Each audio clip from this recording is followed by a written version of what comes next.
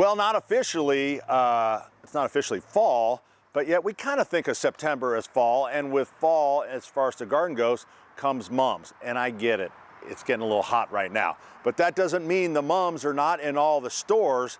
And the number one questions we get about mums, are they perennials? And that would be yes, because to make it perennial, really you have to get it planted in the spring. We'll try to find a mum start in the spring. It's really hard to do. We generally, I would say that we treat mums, fall mums, as an annual, because more than likely it would be hard if you're going to try to get it to be a perennial.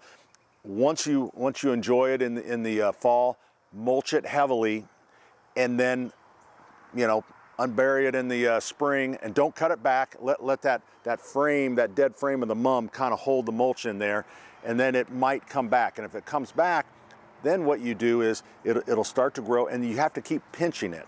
And you just kind of take the top out, and it's called pinching till about July 4th.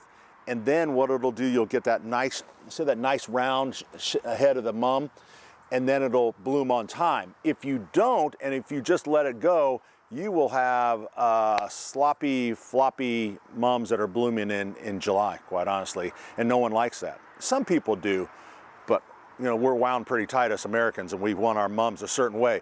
So I would probably just use them like most of us do, enjoy them as and I know it sounds like because I'm a retailer, but that's, for most of us, it's an annual, we toss it. Now, if you're tired of mums, there's certainly other plants that do really well in the cool temperatures. Matter of fact, do better in the cool temperatures than the hot summer.